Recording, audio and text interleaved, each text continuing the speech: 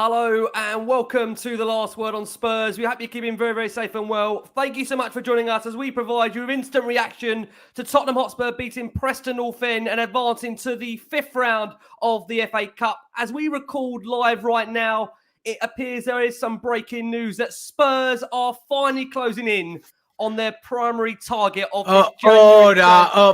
Point of order, Chair. It's not breaking news. Someone told you this 48 hours ago. Some fat bloke from Acne told you it 48 hours ago. You heard it here first about here we go. I know you had him on the show last night. I know he's well respected, but I told you first. Carry on, Rick. Evening. Could have got crackers on for the 14 minutes of filth the slot. Unbelievable. Spurs are closing in on their primary target in Pedro Porro. Fabrizio Romano announcing that as we record with you right now. We had Fabrizio on yesterday who was adamant he would be coming in, and he is in, and crackers there verifying if ever you was in doubt. Welcome to the Last Word on Spurs. If you're listening to the show for the first time, you can find us on iTunes, we're on Spotify, we're across all major audio platforms. We're of course on Twitter at Last Word on Spurs. We're on Facebook and Instagram too. Now, you've guessed who one of the guests is tonight, because listen, he always makes himself heard, and we absolutely love him for that. We've got the wonderful Richard Cracknell joining us. Joining Crackers, delighted to have back on the show. Always fun when he's for it. Well, when we all get together as a foursome, if I can say that at this time of the evening. We're joined by the wonderful Sammy Powell and the brilliant musician John Wobble, who guide you through Spurs safely going through to the FA Cup fifth round. I'm not sure if it was safe at the time when that team lineup came out. I was thinking that if I text John right now and ask him what he made of that lineup, I'm not sure if it would have been an audible conversation. I know, John, you're going to come in there. Would you go, John? By the way, I've just had a text saying there's a last-minute snag with a Porro deal. It's serious. Apparently, a small bald bloke who's involved in the negotiation said, would they accept a cheque for the first instalment at the last minute? But anyway, no. But no, I'll take the kite off him. I trust him. I really would. Anyway, when I saw the lineup, I did wonder. I was a bit worried. I thought, here we go. Is he going to take the FA Cup seriously? I expected a bit of a stronger lineup, but come on, yeah, they did the job. I was impressed with the defence. They were all. There was a bit of pace about the team tonight, all over the pitch. Apart from moving the ball at pace, I have to say. And they weren't wide enough in the first half. You could obviously see that, you know. Yep. I think a lot of that is, I think it's probably down to Conte. He doesn't want them stuck out wide if there's counter attacks, that kind of thing, you know. But they've done the trick. They've done the job. Great to see Son get his scoring boots back on. And Danjuma, I'm a very superstitious like we all are with football. And you kind of think it's the stuff of legends. You score on your debut. That augurs. Looks like Danjuma stopped John in his boots there. That was John's reaction when Danjuma did put it in the net. We are going to try and bring John back in. Sam, let's come. Oh, John, are you back with us? 50p. I am, yes. I don't know what happened there. Yeah. Well, by the way, you might be thinking, how comes I'm so clear, audible-wise? And it's, I've got me $2,000 hearing aids that are also got microphones in. Because I'm deaf. I can still with the bottom end. That's all that matters. Above 100 hertz, that was a coot nowadays. But the repercussions of rock and roll. I'm afraid it is, yeah. Let too much loud music over the years. But it is good for doing selective hearing with people, of course, you know. Well, I'm sorry, I didn't quite catch that. You know, when the band asked for wages and stuff like that. I'm sorry? What? John. I heard that, pardon. What? There is no show like a show with He don't need to hear the bass guitar. He just does it. Beethoven was as deaf as a post. I'm as deaf as a post. It didn't stop him. It won't stop me. It bloody won't. Listen, delighted to have John back on with us. And Sam, love to have you back in. You were with us for the Portsmouth game. I think it's fair to say that this one, second half was a bit more convincing, but overall, Sam, it's been a crazy, chaotic week as a Spurs fan. I know a lot of it dominated by the transfer at the moment. We are going to come on to the transfer window in a second, but Sam, happy with that result and performance? Yeah, I mean, there's been a lot of negativity, hasn't there, Rick? And you know what? I'm one of those that tries not to get drawn into it, but it's hard with what's going on at Tottenham at the moment not to. And it does get into your blood, doesn't it, to just start getting down and negative, and even the most positive characters like me. But do you know what? I'm all smiles tonight. I do want to just say, my little boy's watching me on TV on the live YouTube channel for the first time Arthur, and I want to give him a quick love you, because my favourite moment of the night was when Sonny put that first goal in, and he stood up and went, "What have I just witnessed?" And it was brilliant. Just we were dancing around the front room. He was singing, "Nice one, Sonny. Nice one, son. Let's have another one." And listen, it was painful in the first half. We could pick that apart, and I'd be happy to. But I don't feel that negative tonight. It wasn't good in that first half. We were equally matched by a club of lesser level. But it's when that class shines through, and it came through at the right time for Sonny, didn't it? We've all been praying for that. If you haven't been praying for Sonny to get back on his feet like that, get away with you. I'm not being funny. He is one of the best characters in football. He's one of the most kind-hearted people. But also, we all know the skill he's got. Form is temporary, class is permanent. That was world class from Sonny, both goals. And then the Danjuma goal as well put a massive smile on my face, because he looks driven. I'm sure we're going to speak about him, but he looks fire. He rides his line like Jermaine Defoe. He looks like he wants the ball all the time, gets angry when he doesn't get it. There's a lot of good stuff to discuss tonight, and I'm happy to be part of it, Ricky.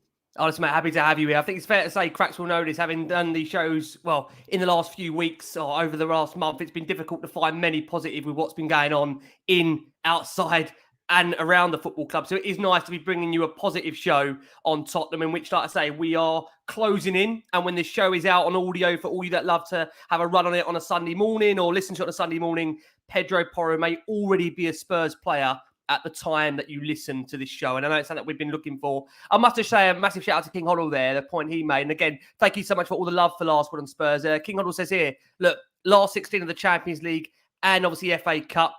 Spurs obviously, of course, still within 3 points of the top four.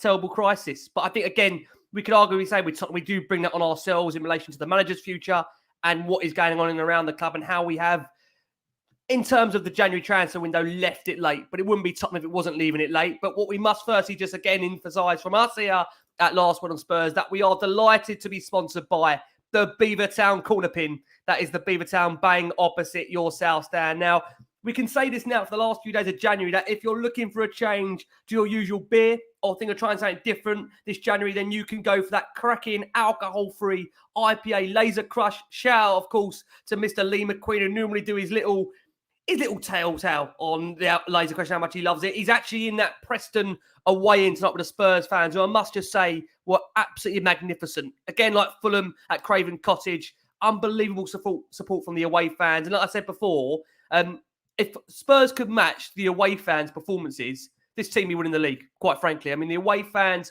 were absolutely superb. And like I say, at least this evening, we can look back on Spurs going through to the fifth round of the FA Cup. Cracks has come round, you open it up. Heung-min Son getting a brace. Arnold Danjuma getting a goal on his debut after coming off the bench. I know there were a lot of reservations, Cracks, when we first saw the lineup, but now full-time, winning the bag. Cracks, happy overall? Yeah, you can't not be, can you? And like you said, Rick, you got to get your kicks where you can get them at the moment, because we have had a lot of negativity. Some of it brought on by the club itself. They create this vacuum of sort of no information at all, which just gets filled with a lot of air on social media and things like that. So yeah, it was a bit terrifying when you saw the lineup. But you know, listen, Sonny's there tonight with a smile on his face yet again, and we was all saying just how down he looked.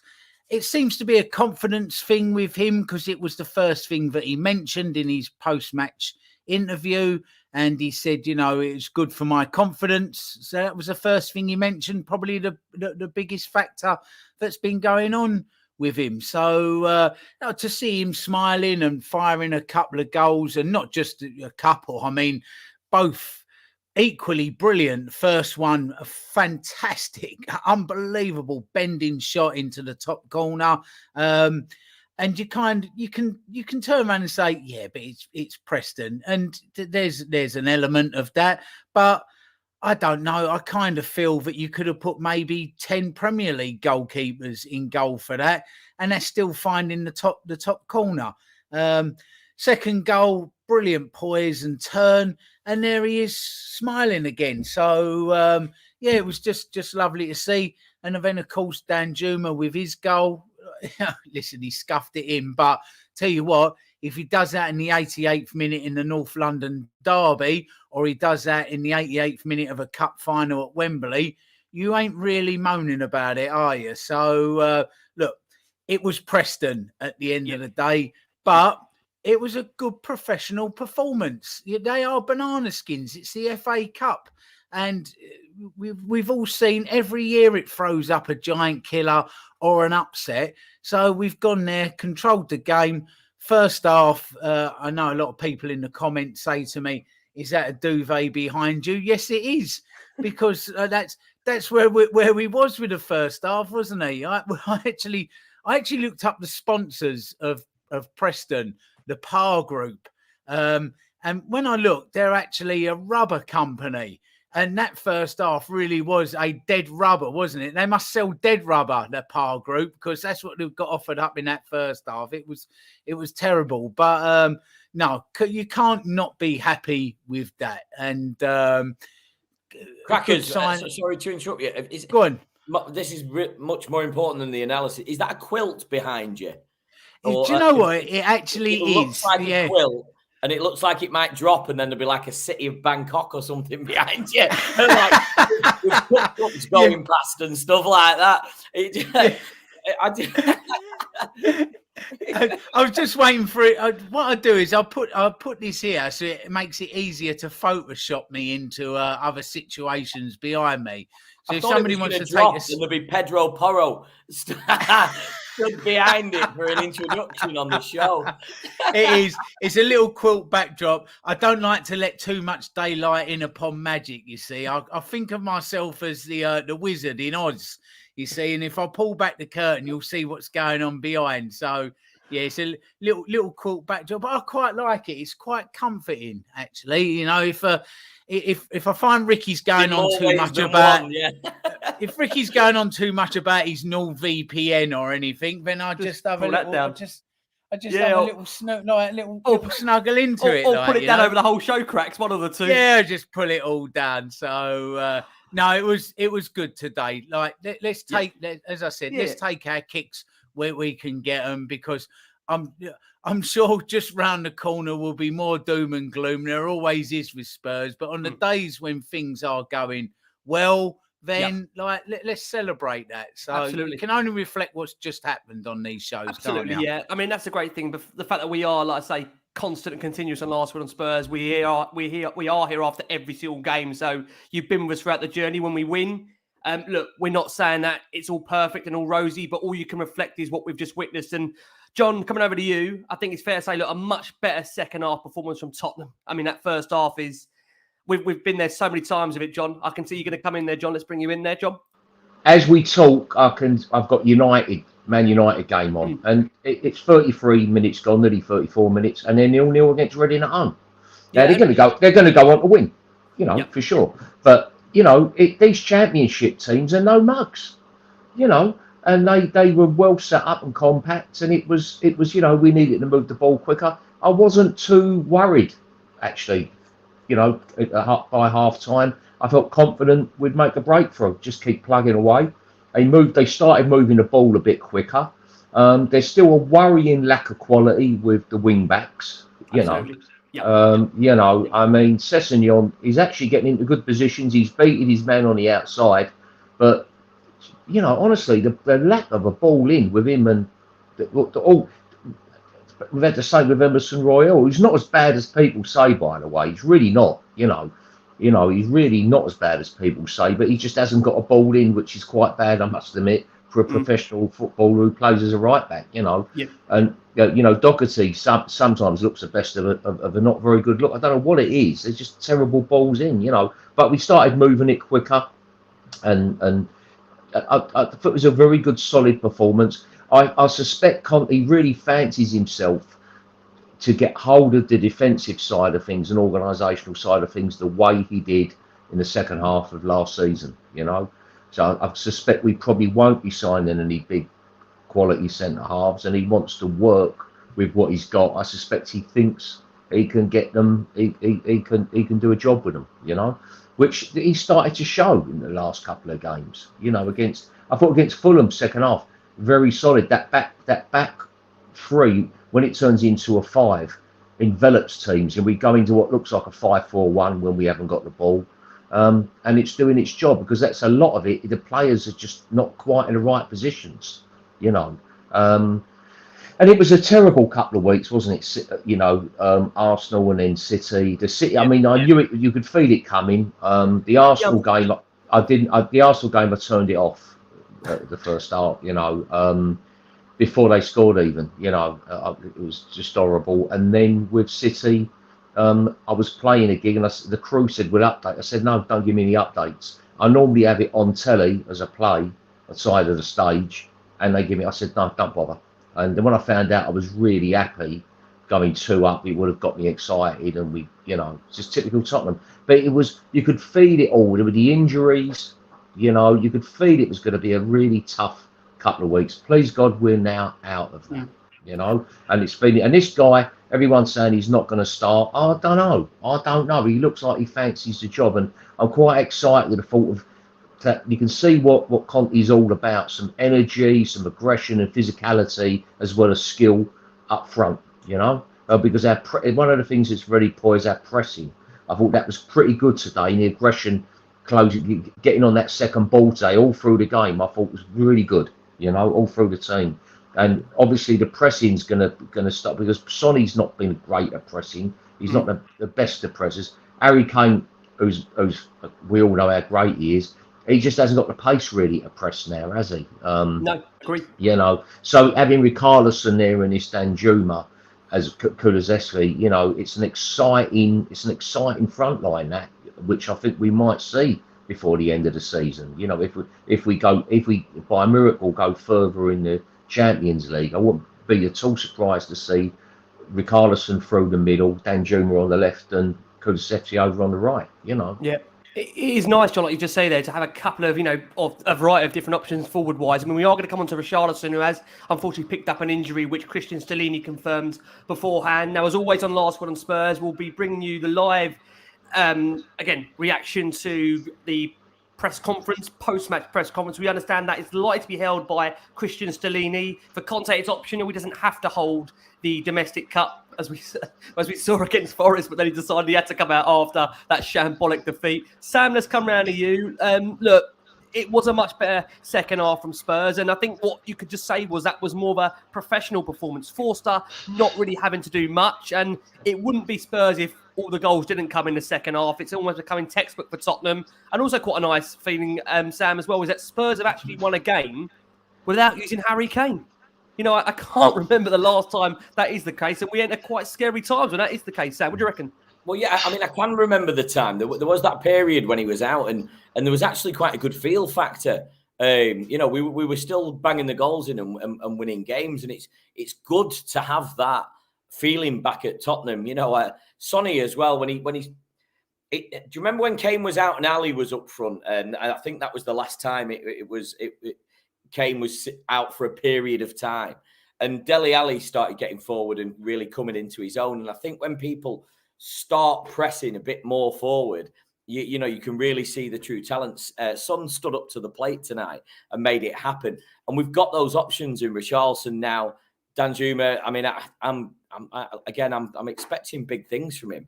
Kulusevski, the attack is like, if you picture a person that doesn't train legs on leg day, but then you go up to the top of the body and they're like a big absolute powerhouse, that's Tottenham at the moment. Do you know what I mean? We're just like up front, we are a powerhouse. We've got everything. And then at the back, it is flaky. I mean, I think, to be fair, we look quite well put together tonight, to say it. But Sessegnon, I have to agree with what John was saying to me. Royale, he isn't as bad as everybody says, but I'm sorry, mate, he's bad. And he isn't good enough for Tottenham. But the fact that Sessegnon's making him look good is a real problem. And Sessegnon was getting in the right space. That's one thing I will say. He knows where it's going. So in his head, he knows what to happen. With his legs, he doesn't. And that final third, the decision making, Sam, is a massive problem, isn't it, with him? The decision making of him is just a massive concern with Sessegnon. Yeah, I've always talked about his big boy wings, haven't I? And getting him into big boy games and whatever. Yeah. And, that's what I say about Sessegnon. He hasn't got him. And, we're in the Champions League now. We're coming into these serious games against Milan and even further, let's hope. He's not, he will not cut that mustard. No chance. And it's that ball, getting it into the box. He hasn't got it. I mean, him and Royale, they both do the same thing. I mean, Kulusevski, you'll notice it on every single cross that he does. He looks up, he knows, like Harry Kane does, and that's what you should be doing. He's looking for the pass, and if he sees a spot to shoot, he'll shoot as well, Kulusevski. I mean, all good players will do that. Sessegnon and Royale, they're having a punt, they're getting down that line, and they're watching the ball at the feet and thinking, this is going to go in the box, I'm going to hit it as hard as I can and hope that someone can get on the end of it, and that's not good enough. When you look at the difference between the crossing from Perisic as well. But listen, again, I'm trying to find, I'm picking out hairs here. At the end of the day, I'm absolutely super buzzing with the result. And it was great to see Sonny standing up to the plate there. I was gutted when I saw Richarlison had picked up a knock. I hope this isn't going to become a running theme. It's, we were warned about it, but from Everton and, that some people didn't understand his true talent, but he is prone to injuries. Well, they're right on both of those accounts so far. And I hope, after seeing him in the World Cup, I've never been so revved up to get him back, and we just can't see any more of him. Yeah, no, I agree, Sam. I mean, look, again, tonight it's a case that you can only beat what was in front of you. And, in relation to the game, I think going into it, and I think I said to Cracks, even on our WhatsApp chat beforehand, I had real reservations when I saw that lineup, which we are going to bring into focus in a second, because, where Spurs are right now in terms of opportunities to win a competition, you have to say, look, I know obviously we've got the Champions League to come and it's a great opportunity to see what we can do in there. But I think we come to a point now in the season where the FA Cup is a real genuine opportunity for Spurs to really go far in a competition. Of course, that the Premier League is massively important, but, 1991, the last FA Cup for Tottenham, just far, far too long for a club of our heritage. When we were known for me growing up as a cup side, I said for me, going into this game, this was the biggest game of our season, because this is a potentially big opportunity to actually reach a cup final. And I know John and Little White Rose put it out yesterday, 10 Premier League sides already out the FA Cup, 10. This is before we see what happens on Sunday, of course. Arsenal, Chelsea, Newcastle, Brentford, Villa, Wolves, Palace, Everton, Bournemouth, Nottingham Forest. We understand that Sunday we'll get the draw, and let's hope it's a kind draw for us. You could probably argue that we're probably more suited, better playing away at the moment than at home, given our recent run of results. But a real opportunity, you do feel, to really go far in a competition where it's all there to play for us. And what I am just going to quickly do now is I'm just going to bring in the stats from the game this evening. So Preston 0, Spurs 3. Stats on there, as you can see on your screen for our watching audience here. 5 shots from Preston to Spurs is 13. Just the 1 shot on target to Spurs is 6. Fouls committed during the game, it was 6 for Preston, 12 for Tottenham. Just the 1 yellow card for Preston, where it looked like play acting with a player trying to attempt to win a penalty. Although I've got to be honest with you, at the moment when that was going on, my heart was in my mouth. Corner-wise, 2 for Preston, 9 to Spurs. And in relation to the possession, Spurs dominating it overall, finishing with 69% of the possession. And Jason McGovern will be pleased that for FA Cup games, we can't seem to get hold of the XG at the moment. So Jason will be delighted that we cannot find XG for the FA Cup, and he'll think, long may that continue. We're trying our best to find the XG, but what we are going to do, we are going to go for our first break of the show for our listeners on audio. And taking you into that break, you are going to hear from Christian Stellini, who gives you his reaction to Spurs advancing in the FA Cup. Now, as always, the last one on Spurs, we do encourage you to get in your questions during the show and after the show. As always, got a whole host of questions in here, more statements that have come in. I'm just going to read these out, and then we're going to look at the lineup ahead of the game. So starting with, let's go with a couple of questions we've had in here. Ben Taylor says, interesting that Sanchez was chosen as captain over Son. Better performance from him. Granted, it was only a championship side, and really hoping that Son wasn't injured when he came off, and also hoping Richie was just a precaution. We are obviously going to hear more from Christian Stellini on that. The North Remember says Danjuma is going to be yet another Parategy masterclass. buy option of around 24 million euros up front. Let's see if Spurs do execute that come the summer.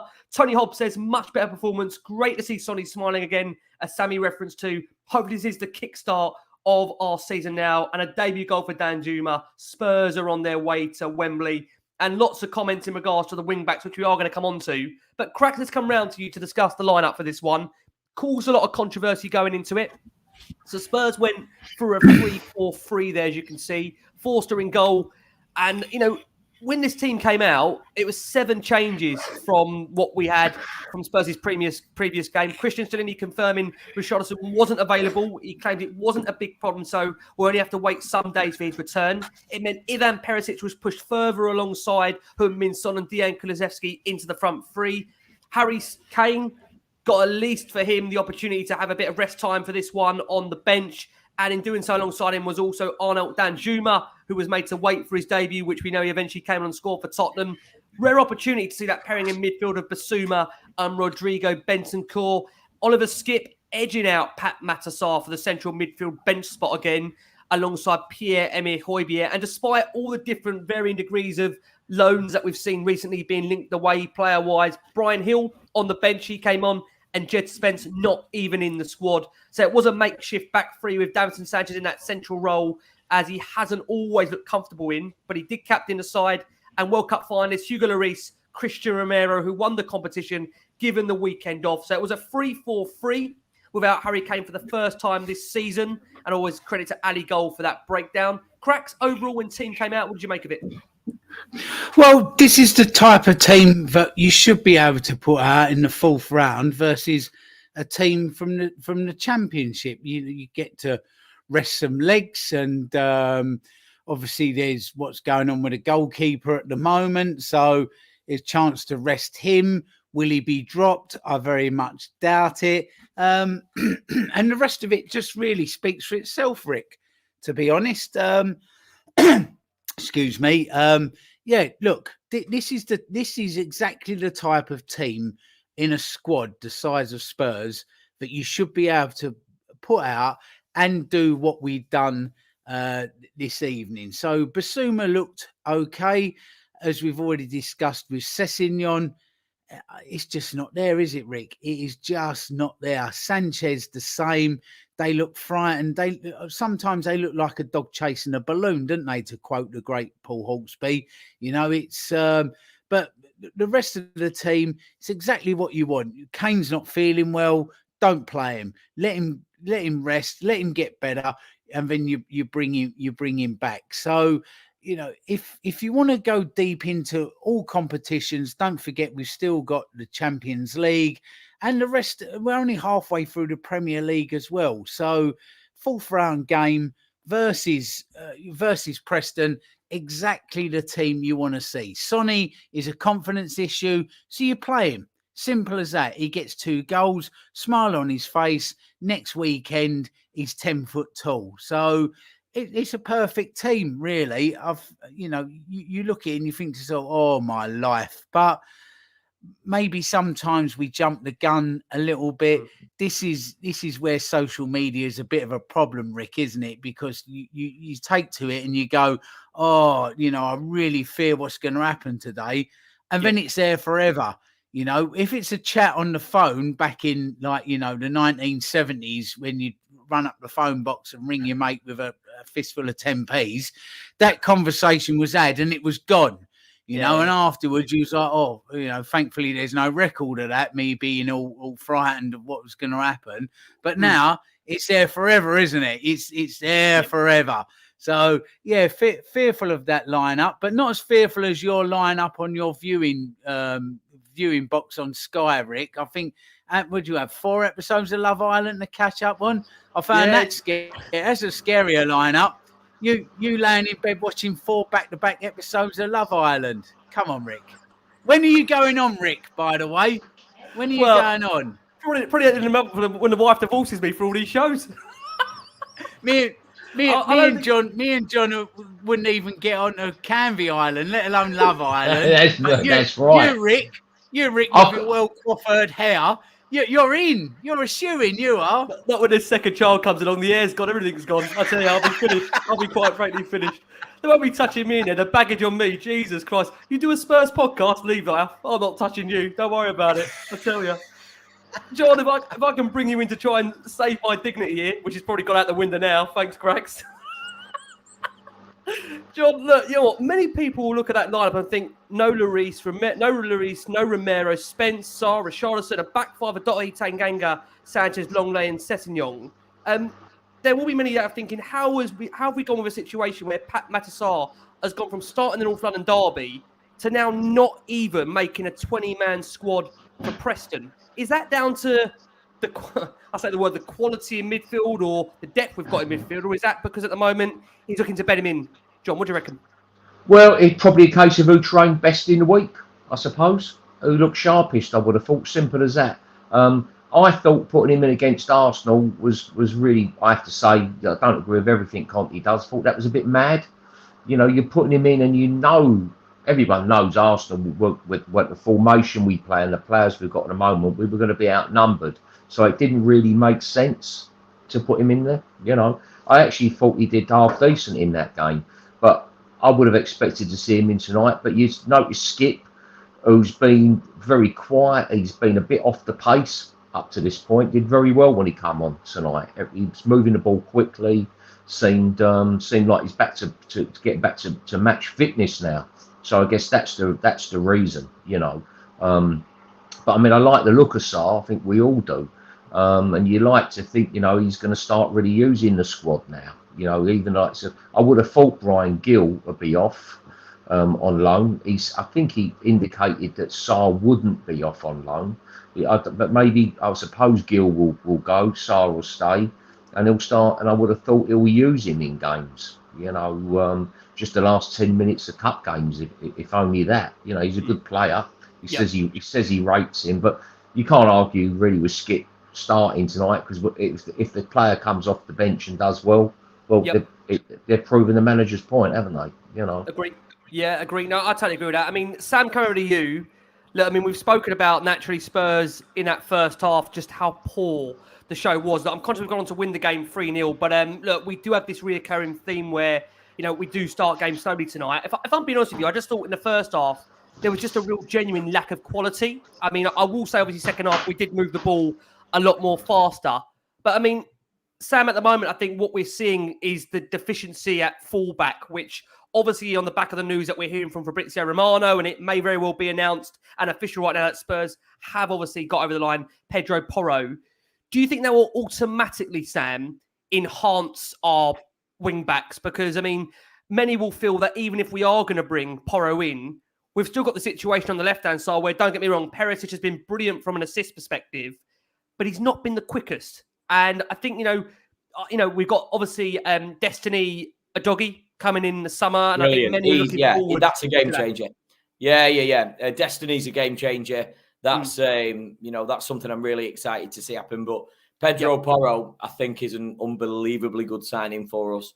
Do you think he'll hit the ground running, Sam? And from what you've seen from our wing backs today, you think he'll hit the ground running? 100%. Honestly, I will eat this hat if he doesn't hit the ground running, and the influence that he'll have on the other players as well. He's a little bit feisty.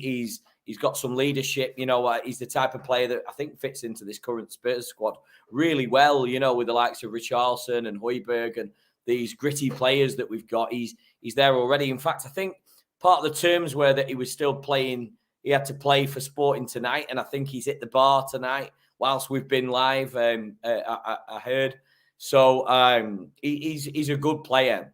He's got the pace, and I think he's going to be a really good fit for Tottenham. I must say, with the starting lineup though, I mean, Cracker's made a good point. Yeah, this is the type of team you'd want to see against. You know, you're using a bit of your depth and to get the job done. But just Jed Spence's situation. Do we speak about it anymore? Do we not? Are we just going to wipe our mouths? I think with regards to that, Sam, look, the mind of the man just seems to be made up from what we can gauge. It's done, isn't it? And it seems clear it was a club signing, and quite frankly, you can see it's a club signing because Conte has never once given him the opportunity.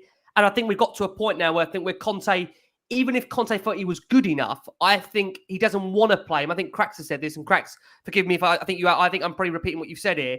If Spence was to play well, Conte would think, "Oh my God, I'm going to look a bit." I get that. We I think that's what we're at. I get that. It'd be egg on his face, and I get it. But it was a perfect game for him. I mean, he's torn apart clubs like this at his level, with his pace and got down that wing. And I really thought we'd see a bit of him, and it just hasn't happened at Tottenham. And listen, Jed Spence, if you're listening, I've got a spare room at the house. You can come round here and have a kickabout with me and the lads, because it's just not happening. They've got it against you. But do you know what? I'm gutted. I wanted to see a lot more of that lad at Tottenham and be given a chance. But he's being given chances and he's being completely written off to begin with. It's just such a shame that. But on a positive note, I think Pedro Porro, game changer. And I mean game changer. And then Shiraki, what's he called? Sorry, we're looking at Skriniar. I mean, listen, I think, like I said, we have in news now. Skriniar has just signed for PSG. I don't think. He signed? We heard from Fabrizio yesterday. I don't think that was really ever on the table for Tottenham. So it'd have been a great fit, I think. Yeah, listen, it'll be interesting to see. We've got a couple of days of the window left. Do Spurs look to do anything further to enhance that defence? You probably feel they do need to do that. Obviously, do you think? I mean, from what Fabrizio was saying on the show the other night, I mean, what do you think is going to happen? I mean, at the end of the day, do you think there's going to be a goalkeeper coming in last minute? I don't think. I'm not in this window. I don't think the goalkeeper will be looked at. Probably they'll look at it in the summer. But look, I think with Spurs now, we're at that point where with Porro hopefully being over the line. I have to say that word hopefully, because even with Tottenham, you just never know. And bear in mind, when you just hijacked the player from Everton, you don't want to go too overboard and say, listen, Fabrizio's confirmed it. It looks like it's done. Hopefully he's a Spurs player by the time this show, you're listening to it in your ears or you're watching it back.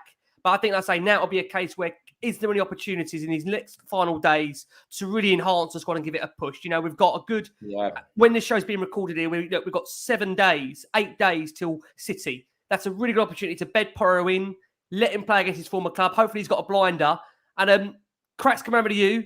Do you think that's the last time, Cracks, we're going to see Ryan Sessegnon and Matt Doherty together on a pitch as wing-backs? What do you think, Cracks? Is that the last time?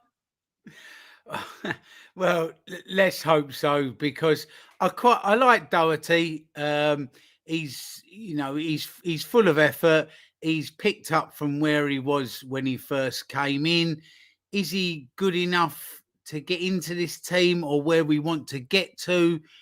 Maybe not. Sessegnon, the same. It just looks like more of a confidence thing with him, because I think there is the player in now that you can't get out. You almost think to yourself, can you give the confidence of Doherty to Sessegnon and try and make just one player between the pair of them? So I think, let's hope it is. But in cup games, you've got to have a little bit of depth, haven't you? So I don't. Hopefully it is, and Porro comes in and does what he says on the tin, because he's a great player, and there's room for some more to come in. I do get the feeling that we probably made a last-ditch attempt to get Skriniar to come to us. But once PSG come in and then just add another 2 noughts onto the end of everything, it's not going to happen, is it? So, but look, the window's a funny old thing. Spurs are a funny old thing within that window. We've got tomorrow. And is it Monday night or Tuesday night, Rick? I can't remember. What is it? I've been driving you mad about it, Cracks. You should bloody know. We've got Monday night. Well, Monday deadline day eve. Tuesday, you're with us through to the end. You could be putting that duvet down. You could be putting that duvet down, Rich. I don't know who you're going to be bringing with you after that duvet comes down on deadline day. Yeah, but you know what my diary's like, Rick. All I do is I write in on the times that I'm actually on the show with you, like most of the time, or I'm writing in Legends nights, and then the rest of my days are free and easy. I'm a retired man, and I'm a free spirit. But us Hackney boys and East London boys like John and I, it's just like whatever the day brings you. You're just chilling out. Just chilling out at home, hanging up the duvets. You know how it is. Exactly. Diaries are just reference points. They're not hard and fast. So, Tuesday night, listen, something falls into our lap Tuesday afternoon and the deal can get done, even if it's, a loan with an option to buy. You never, ever quite know, do you? Absolutely. You hope it's like when Van der Vaart came in, wasn't it? It was like, you know, Harry, bless him. I'm doing a couple of shows with Harry in March. Tickets not available. They're all sold out because it's Harry. But, you know, he said he's having a bit of pasta, him and Bondi, and all of a sudden Van der Vaart like falls in his lap. Next thing you know, he's at Arsenal scoring a goal, shushing the crowd, and he becomes a crowd favourite. So who knows? Like, you know, 10 p.m. Tuesday night, the bat phone rings at Tottenham HQ. Wallop, you've got yourself a new player, haven't you? This is the window for you, isn't it? But we do need someone. Yeah, I agree. But some deals aren't they? It's like, you know, like today with Danjuma.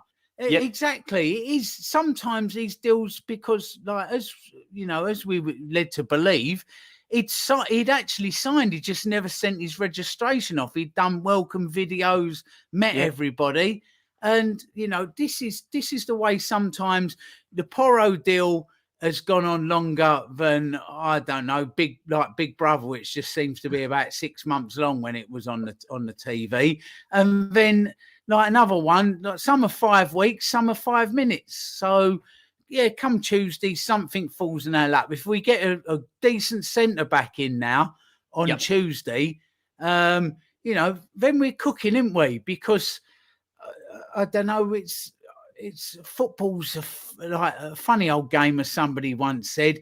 We were so down in the dumps. Then the team has a meeting. Monday night happens with Fulham. That looks good. Today happens at Preston away, and Sonny's smiling again.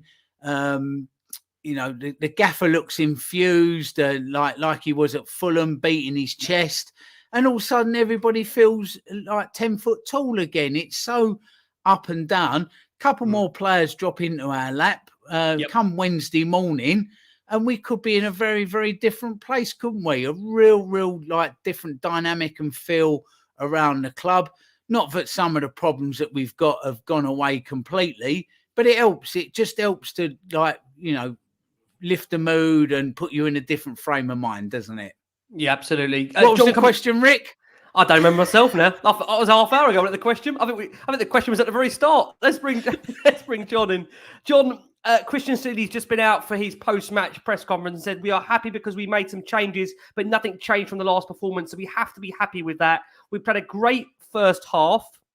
Yeah, I want to get your thoughts on that, John. We played a great first half, moving the ball quickly, and we only had to wait for the perfect opportunity. I have to ask you, John, quickly, do you agree with Christian Seeley there? Would you describe that as a... Honestly, I'm probably... I thought it was... I think he's gilding the lily a bit, but he's entitled to. It was a very competent first half.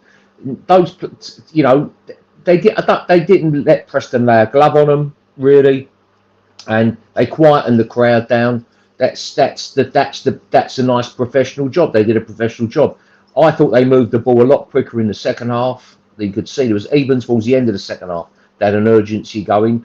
But, you know, that's football. You know, you just got to keep probing, pushing, playing your football, and have the confidence eventually a chance will drop, or, you know, Sonny's going to work a bit of magic. One of your forwards is going to pull something out of the bag. You're going to work some magic.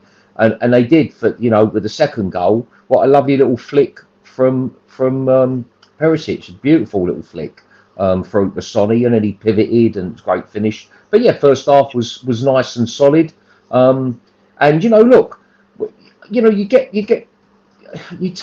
knocked down in life, you know, and what do? You're gonna, well, you know, it looks to me like I was thinking, is this it? Is it coming to the big bust up we all expected between him and Levy, or it looks to me like he's being quite grown up and he's got a contract and he's going to get on and honour it, is what it looks like to me, and that he's building the team in his image. He obviously didn't want Spence. I feel, you know, we all feel sorry for Spence, and I totally agree with Sam. I think he could have come and done a job for us, you know, today, or some of these other cup games. But it's a little bit, you know, Conte giving a very strong message to Levy. He's not going to, you know, he knows the players he wants. I've got a funny feeling we so, you know, for Fulham as well, they're looking compact as a team, you know, and they're closing the space. They're restricting the space, because those two midfielders have to have support from the forwards and the wing backs on occasion.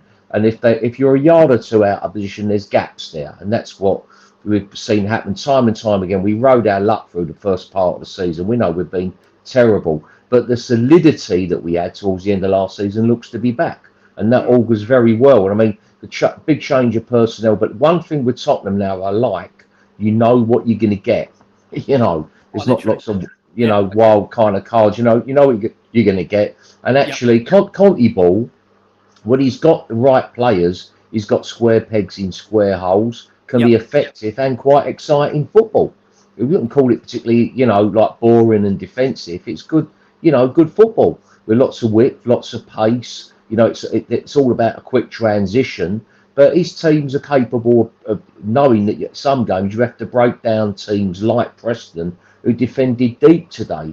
And up to this point, we've not been very good, because that's the hardest thing in football, when you're up against a team sitting very deep. There's no space behind them. They're you've got to work your 1-2s, and you've got to have movement so well, which I hate to say it, that lot up the road have been doing very well this season, John, can I ask you just very quickly? We've got to bring it on to Son and the goals to come in the second half, but just want to get your thoughts on the chants from the Spurs fans in regards to the backing of Antonio Conte, then immediately followed up by the chants of Daniel Levy out. What do you make of that, John? That's a message that's been sung by Spurs fans in the last couple of years. I was arguing with younger geezers who sat next to me when I had the season ticket for years in the lower show. Nice blokes, they're younger than me. I was in my 50s at the time, I suppose, at that little period, and I was already sick of Ennick by then, and they felt that Ennick were kind of good, and they'd seen how poor we were under Sugar, and for a couple of years. But as far as I'm concerned, we're always under Ennick. We are always at least 2 or 3 players short of having a proper team, a proper squad, and it won't be any different this week. I'll be very surprised if we sign a top quality centre half. I just don't see it. I will ask you, John. I am going to finish the show in relation to the transfer window, because only at the moment City's a bit too far away for us. But we are going to go for our next break. We are going to go for our next break of the show for our listeners on audio. Taking into that break, you're going to hear from Heung-min Son, who gives you his reaction to being one of 2 of Spurs' goal scorers in the win, of course, against Preston.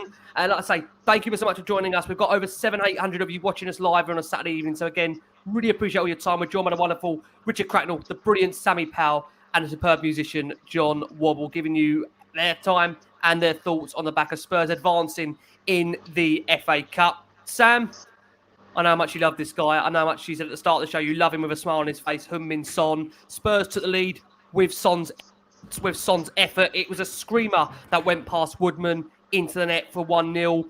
Son, no celebration, just stood there and admired his handiwork, what he did. What did you make of the goal? I made of it what everybody else did. It was spectacular. But, I mean, honestly, it's his confidence that we know has been affecting him. We know it's mindset with Sonny, because it's definitely not skill.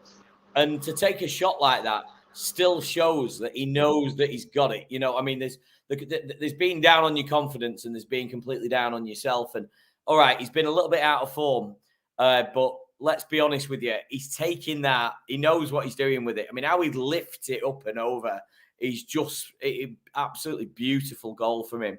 And again, nobody wanted to see that, more than me. He was humble in his celebration, as you just touched on there, Rick, as well, as if to say, right, that's it now. There's more to come from me, but never in doubt. And to be honest with you, I'll stand by it now, even with his dip in form. The mask curse is broken. I like that comment.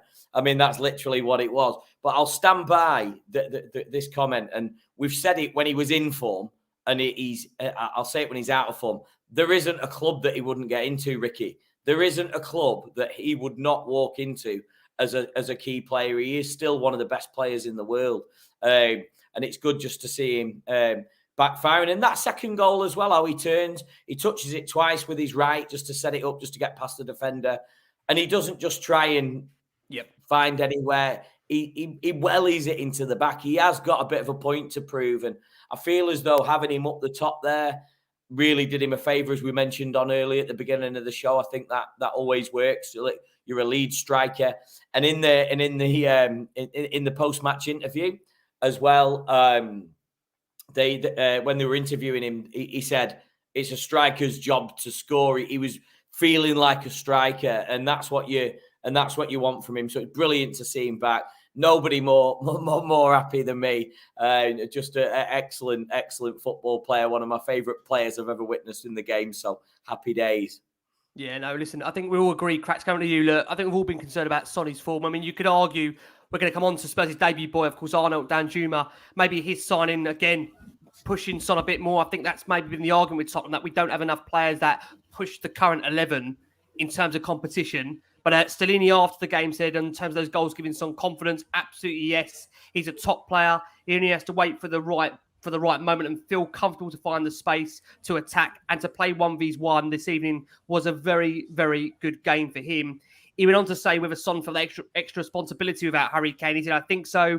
We can feel this from Sonny without Harry. He has the most important striker for us, and we played with Perisic not in his perfect position. So for Sonny, it was really important to find a way to score and to let the team win. And it's interesting he references Perisic there, Kratz, because I think we've said it on the last few shows that many seem to be picking up on this issue where Son fails to score or involve in goals when Perisic is on the field. But do you think tonight is almost, look, I wouldn't say clean slate, but we go again for the rest of the season now? Because we need him to be on form, Cracks, if Spurs are going to have a real decent second half to the season.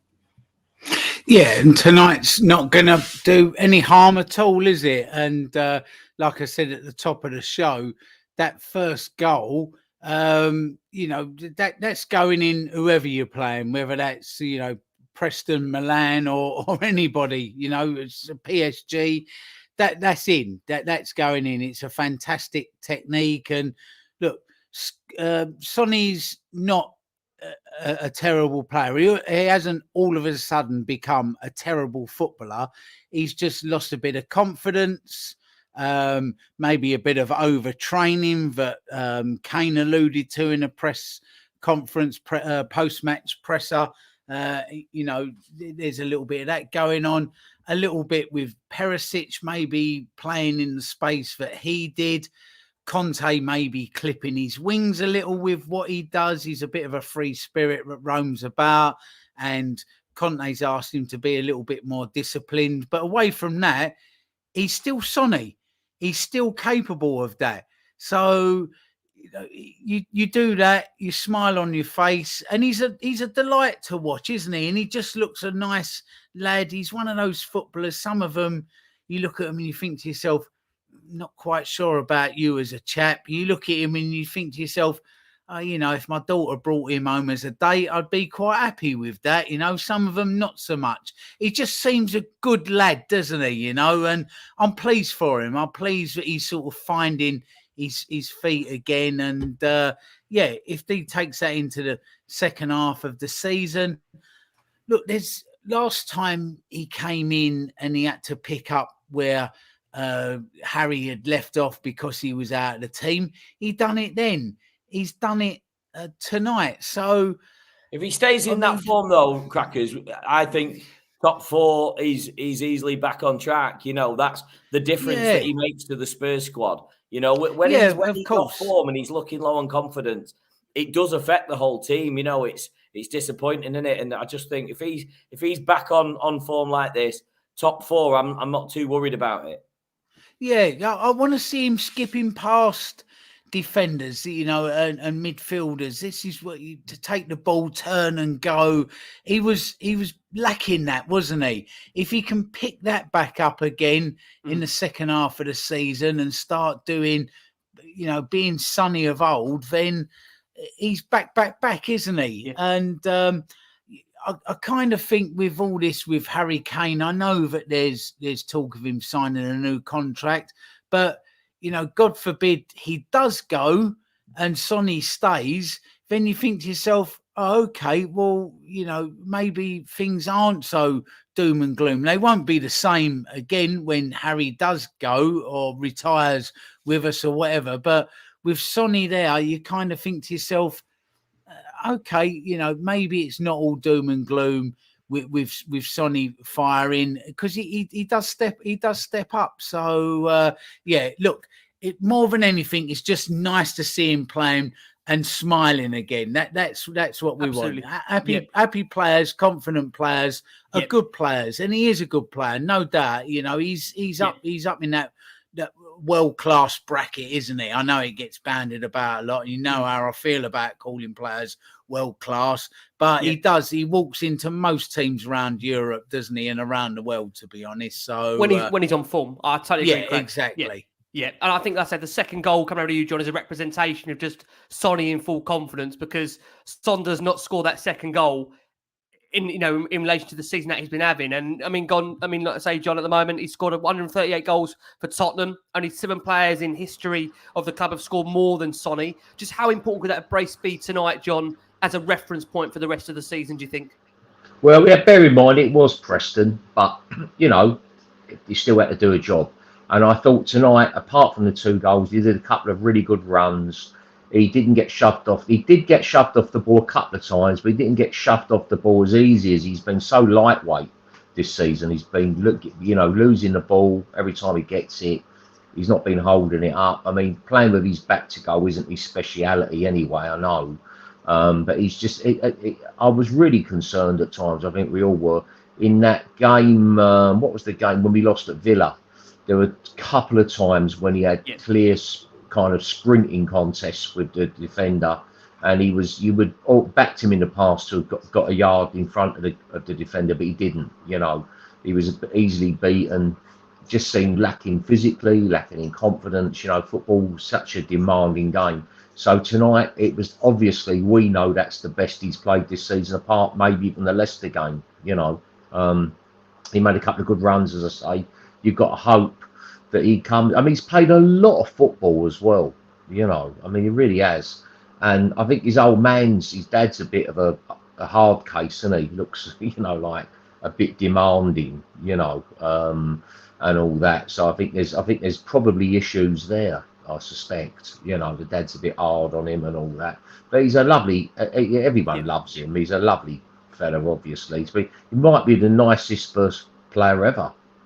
Such a nice way with him, I think that's why, though, John, isn't there? There's that patience with Son, because like you said there, he is a very, very nice guy. And I think, again, he does value that support he's had from the Spurs fans. I mean, have you any concerns, John, that he wouldn't get back on track overall?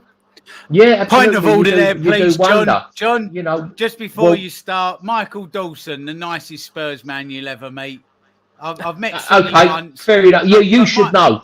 You should Michael know. Dawson for me, nicest Spurs player you'll ever meet. Mabbott. And Mabs, I've met him at one of your do's in Essex years in Chigwell or somewhere, and he was lovely. Right. He was he's one of them blokes who, he actually happy to have a chat with you and all that. Very, very nice fella, But I was worried about Son.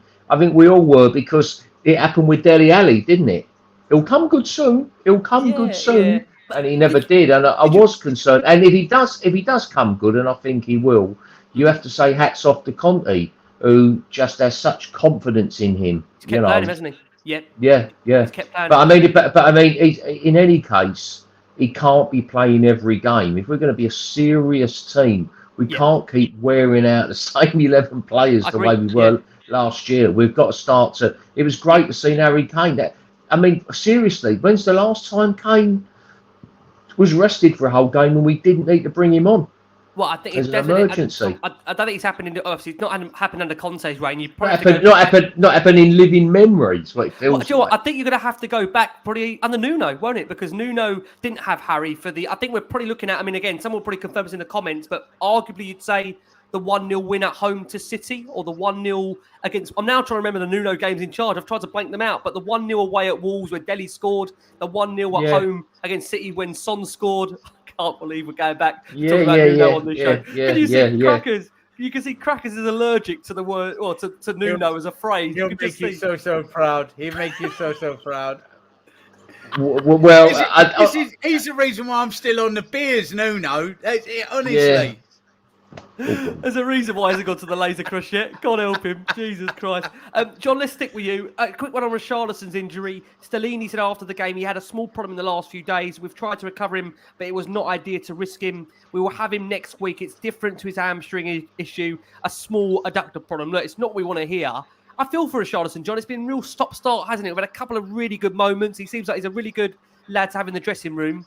You're disappointed, John, we haven't seen more of him yet? He could have a big role to play for the end of the season still, right? Well, it's typical Tottenham, isn't it? You know, he doesn't really get many starts. He looks okay. He done well in the game against Marseille at home, but he wasn't really getting any clear starts at all. And then he goes off to the World Cup. He's one of the top 3 players there, probably. So we're all looking forward to him coming back, and he gets injured. You know, Tottenham, innit? You know. Then just as he gets going again, he gets injured again, you know. So I guess we've just got to be patient.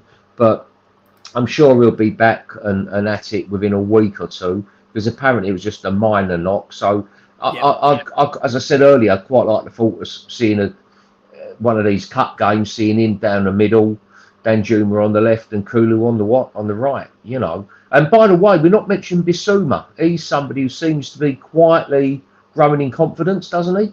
You know, I think so. The more game time he has, agree, John, I agree. The more game time he has. Look, this is a guy that I think we have to remember. As well as Brighton have done the last few years, coming to Tottenham is a massive step up. Some players, it takes them a year or a season to adapt. And look, I think we all have high hopes that Bissouma can still be one of the most prominent midfielders for Spurs in that midfield. When you've got Bentancur in there as well, you know, and we're looking to hopefully, please God, add something more to that midfield. I still think we need an attacking midfielder. Maka always knocks me for calling it a lock picker. I still think Tottenham need that almost like a number 10, like a Maddison type player. I would love to see Spurs add that to their, you know, clutch of midfielders. I think that's something we're missing. But let's talk about the debutant. Let's come over to you, Sam, if we can. Arnaud Danjuma. He was only on the pitch for a few minutes and he got his debut goal. It's been a bit of a mad week for him because, again, this is a guy that, from what we understand, not only on the brink of signing for Everton, he actually did all of the press. From what I understand, he even had pictures taken of him in the Everton gear, and then decided when he heard last minute Spurs were interested, almost did a complete U-turn around Finch Farm up to Seven Sisters and thought, I've got to be a Spurs player for the rest of the season. Because the interesting thing, Sam, about this is that, you know, you can arguably say at Everton, he was going to get more game time. So he's coming out to Tottenham where he's got to face Son, Moura, who arguably you'd probably say Moura, you know, it'll be interesting to see if he moves on before deadline day, but he's got Kane in there to battle for a place, you'd arguably say. Brian Hill at the moment as well. There's players that are missing out. But what do you think, Sam, so far? I only saw 20 minutes of him. He got a goal. Bit of a scuff, but look, they all count. How big would that be for his confidence, Sam? Yeah, brilliant. And you know what? I've got big hopes for him because and just going back to that Everton scenario, you know, I mean, that's happened to us too many times. So it is good.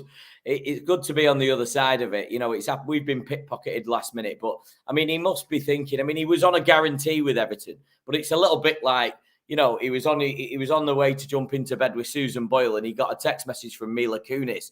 Do you know what I mean? Like at the end of the day, he knew that he wanted to go to Tottenham, and I mean, it's incomparable, but.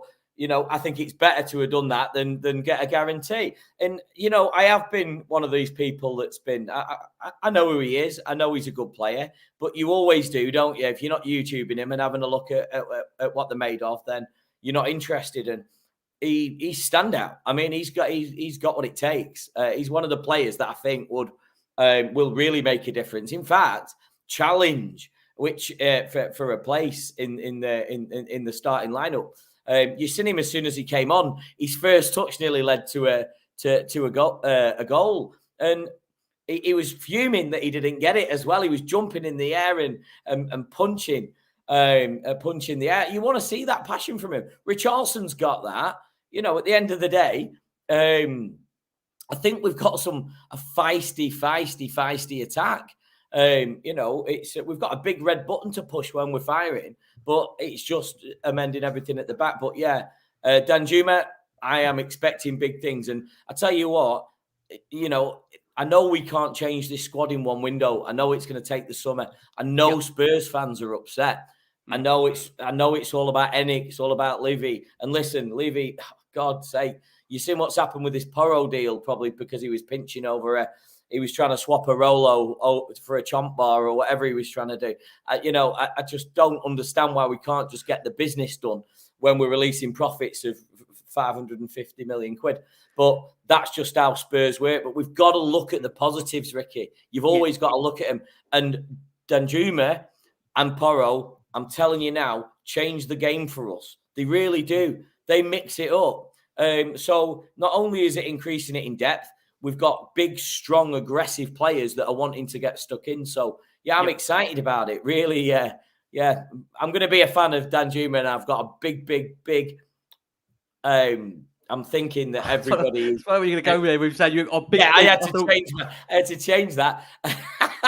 Well, that's definitely not true, Ricky. But I've got a big feeling that all of us Spurs fans are going to be right behind me in terms of him becoming a bit of a fan's favourite. Oh dear. John, let's come. 2 seconds, Ricky. I just want to say this. So I just want to go back to the Mabbott and Dawson and Son thing because you've had nights crackers, right? You've done the Mabbott.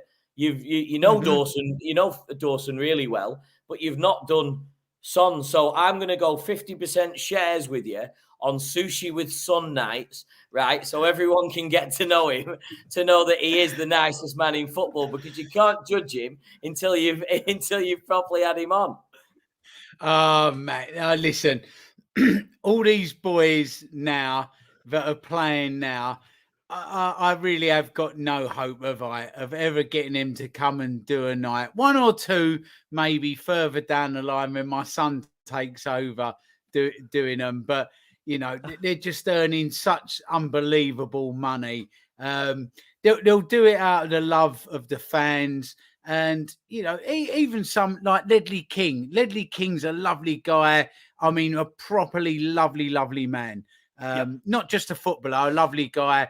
Michael Dawson, they earn good money from the game, as a few of them did, but they like to come along and do these nights. So, if Sonny wants to come and do one, Harry wants to come and do one, I'd love to do them. I'd absolutely love to do them, and people would love them. I'd do them for charity. If somebody wants to, if these boys now want to do them, fantastic. But I fear that the days of Legends nights are a diminishing thing. So come along to them whilst you can. Thanks for the advert, Rick. I'll send you 500 quid. You can buy the Love Island box set for that. Can I just confirm? You mean to tell me you're not going to be having Goran Bunjasevic in the near future? I was looking forward to the William Colston special. Oh, God. I'm going to have to take that off the price list now. Go on, John. What do you think, John? I was there the minute that night he got the last minute winner against Bolton away. Do you remember? Oh, yes. God. Yeah, I was there too. That was a rubbish team, wasn't it? Azimovic, was it? The other, do you remember, that was the last time we consistently played 3 at the back. Was under Glenn. I mean, God cracks. I mean, some of the players you could have. I mean, bless you. I say, clientele-wise, it's still up the top. Imagine putting cracks with a Jimovic for an hour. An evening with Rowan Ricketts. Come on, you want to come along. Oh my God. Come on. We're paying to see you cracks. I promise you. John, let's go to you. We have got to quickly fit in a shit list. We're going to do we've got to close on a shit quiz and finally look at January's window. John, overall, Danjuma, Stellini's come out and said it was a good start for him to score in his first game. We're looking forward to working with him. We have to discover this guy. He can play in many positions in the front three. We're happy for that. But I also want to mention the three at the back because they played really a good game. Sanchez was the captain. It was a good match for Patron, who obviously he's got that nickname, and all at the three at the back worked really hard. But for you, Jar, from what you've seen from Danjuma, look, it's 20 minutes. He's scored a goal. How big would that be for his confidence, John? Oh, well, he looks confident fella anyway. He looks to me like he really fancies the job. His stats are not great. I saw on one of the other Spurs podcasts, someone's reading the stats out, and his stats are not great apart from dribbling. Dribbling's great and touches in the box in the opposition's box, and you just think, well, this is exactly what Conte, one of the things we lack often in tight games when it's a stalemate. You remember Genius used to come off the bench for us with Redknapp, And Genius could go past the man. He wasn't really a dribbler, but he could go. Sometimes you need somebody who can go past the man, who can dribble. And he can do that. Because one thing, Sonny's a great modern striker, great movement, very versatile, can get shots off with both feet and all that. But he hasn't really got a trick in him as such. You know, he's got great, uses pace well. But this Danjuma looks like he's got a trick in him, you know. I think you'll be a fan, you know, that we like this kind of player at Tottenham, you know. I don't think Conte would allow him to be a self-indulgent Ginola or anything. But I think I've got a funny feeling. I think he'd do a job. Scoring on your debut at Tottenham's always a good sign. Yeah, that's the Greavesy touch. You know, and I also think, John, as well, that gives you a bit more time with regards to the fans as well. I mean, he's only alone here, Crack, so it'll be interesting to see how that does have an impact. Because look, I mean, I think he had a fairly good, decent scoring rate at Villarreal in the 2021 season or 22 season. So listen, Cracks, all you can ask him to do is hit the ground running, right? Well, exactly. And, you know, for those of you that love your stats, I'm a little bit like Jason McGovern. I'm I glaze over a little bit at XG and running stats and this stat and that stat. But they have their place in football, and his stats are right up there. They are right up there. So, yeah, look, you know, it's, again, players can come into clubs and they don't quite hit it off, and then they go to another club and, you know, they're absolutely fantastic. You know, they hit the ground running and they feel at home because, like I've always said, Rick, it's football. The actual game of football is about 20% of what goes on around a footballer. You know, they have to feel at home. Their family have to feel right in the town or the city that they've moved to. All these things feed into what makes a footballer and how well they're playing. You know, they got to like the gaffer. They got to like the people that they're playing alongside. So, you know, there's so many ifs, buts, maybes, whys, what's, X, Ys and Zs that go on with footballers. So, listen, he's come on tonight. He's grabbed one, he scuffed it in, but they all count. Maybe we've just got a lucky player but just gets in the right place. Well, wouldn't it? You know, because like, you know, Tottenham and luck, as we know, it's just a cursed club, isn't it? It's absolutely cursed. But if somebody comes in and starts getting a couple going in off of his backside, and you're winning games, then happy days. But you know, we've discussed over the last few weeks the doom and gloom around Spurs. I don't think, and there is, don't get me wrong, there's things there that drastically need changing, but there's also just some tweaks and just a few little things that need changing that can make things a whole lot better. And players around the team at the moment, Kulusevski, Bentancur, Romero, Porro, if he comes in, it looks like he is now. These all improve the side so much. Udogie coming in as well. Sarr, Hill, you know, there's some good kids around that team coming in. Skip's coming tonight, and he looked okay. You know, he'd be not there though, is he? Skip, I think. Hill, no, not Hill, quite. Hill looks a different prospect. Do you not think he's getting better? I think Brian Hill's getting better.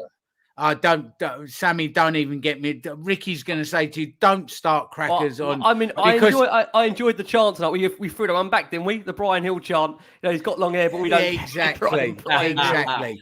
There's, you know, there's quite a lot of youngsters and things like the academy's a bit of a worry. There doesn't seem to be too much being produced from the academy, but some of the youngsters we're buying in at the moment and coming through, then you've got to think to yourself, oh, okay, you know, that looks okay. Not saying that we don't go out and buy players that are needed, box fresh, ready to go right now, but I don't think it's as terrible as social media will tell you. You know, we're not in a terrible place. It really isn't. It just feels like it. So, I think there's much to be optimistic about. Hopefully that optimism bears out. Agree. What we are going to do is we are going to go for our final break of the show for our listeners and audio. In this next 10 minutes, we're going to do the quick update on January's transfer window, and then we're going to close it with the famous Crackers shit quiz, which tonight will be myself, Sammy, and the wonderful Jar Wobble taking part in. Look at Jar. He's so excited for it. That man's smile bears no evil. He don't mind. Jar's looking forward to it. Can't Love wait. quizzes, not, but yeah. Just a reminder on I never liked quizzes in the pub. That was nonsense. I never liked Skittles or any of that. You were in a pub to drink when I was a drinker. And so pub quizzes are me like just getting away of drinking and talking nonsense. But I'll have a go. Go on. You won't have to worry about this quiz, John. There's no eligibility to it. Trust me when you find it out. I like darts. I like darts because you could throw them around a pub. You know, that was not at people, right, John? Maybe at people, maybe. Oh, no, at people. That's what I mean. Not at the ball. That was what was fun. Yeah. Rick, I love about Rick, John. you should have come to some of these pubs in the 70s and 80s around the East End. John, honestly, I can safely say yeah. stories. Can I just say, when I hear these stories from John, I'm glad I was born in the late 80s. I tell you, my God, what it would have been I got barred a lot, but they'd always relent really quick. All right, then, but you can't do what you did. Like, we had stuff where trucks were reversed and earth. When we were barred, we'd gone back and buried all the front door with rubble and earth, so they couldn't get out to teach them a bloody lesson. All that caper. Oh yeah. What I love is about 800 people watching this must be thinking, where is this show going? Where is this show going? Rick, just a bit. Rick, honestly, in the East End, the first pub I ever went to, the doorman said to me, "Oi, have you got any weapons on you?" And I said, "No." And he went, "Well, take this. It's an half roughing now." Right, I don't want to switch the show back from there to this. Right, we've got to do a little bit of housekeeping on Last Word on Spurs. Where'd you go with these shows? Where these go? We are delighted to be sponsored by NordVPN. Look, lots of games coming up for Tottenham. The Champions League, of course, coming up for Tottenham, where you may need your NordVPN if you're going away. Obviously, to watch Spurs in the Champions League for AC Milan, you've got the opportunity to change your location settings so you can catch up on all the things Crackers laughs at me for, like Love Island, like Big Brother that's coming back on your screens, like all these wonderful box sets you can catch up on. Just go to nordvpn.com/LWS to get yourself a huge discount off your NordVPN plan, plus a bonus gift. And also tonight's show, delighted to say this, Sammy will be bringing this into reference up. We're also delighted to be sponsored by Fradame, and Sammy is producing this and is wearing it for you. They're a UK-based streetwear label. They're brand new to the fashion scene that turns its back on the mainstream to create its own design. Their ethos is to do things their way, on their own terms, and their ready-to-wear collection combines raw ideas with the highest, truest quality fabrics and production techniques. So please go to fradame.co.uk for more information. We have got a discount code which we're going to put in the show after this. But Sammy, you are wearing this apparel right now, aren't you, Sammy? Give us a little bit of a, not want to say catwalk, but more of a show. You're not getting a catwalk out of me, Rick. Jesus, it looks like that Crackers is going to drop that quilt behind him, and there'll be a catwalk behind him. I'm still trying to work out in my head when that quilt's going to drop behind him. And I told you it's on the deadline day. Behind it. Listen. LWOS 20 on the Fradame website. So there's going to be 3 weeks of that now for guys to get some discount on checkout. It is quality club. I know I'm representing it, but there's a lot of people strutting about in this now, and we've had a lot of orders off Spurs fans as well using the code. So please do get stuck in for it. But yeah, it's a first class brand, and I'm happy to be part of an ambassador for it at the moment. Should have called me that. I'm the only non-famous person that comes on the show, really, to be fair. So I've got a top bit of kit, Sammy. Sammy, it's a top bit of kit. I've got some friends that have ordered stuff and said it is top drawer threads. Very, very good stuff. Cheers, mate. Cheers, Crackers.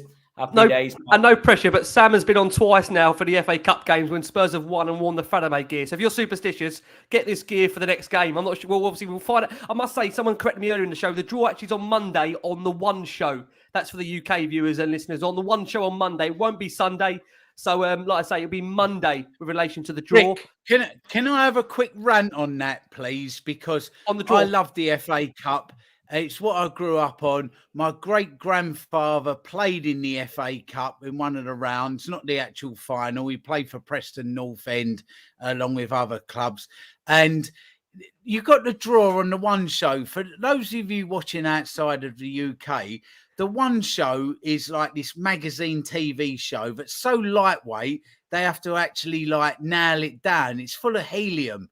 And like it will be, we're speaking to Mrs. Smith, who's crocheted a model of the Edinburgh Castle, and here's the FA Cup draw. Don't put it in the One Show. It's such a light and fluffy like show with absolutely nothing to do with football except for Jermaine Genius, who hosts it sometimes. And they're putting the cup drawer for the 5th round in that show. Give the FA Cup drawer its own show, like it used to be, with a velvet bag and the balls being drawn out, and put it in Football Focus or put it in Match of the Day. Don't please stop degenerating the FA Cup. It's the world's oldest cup competition. I mean, you know, people that work as butchers, bakers and candlestick makers play in it and can win it. It's a fantastic competition.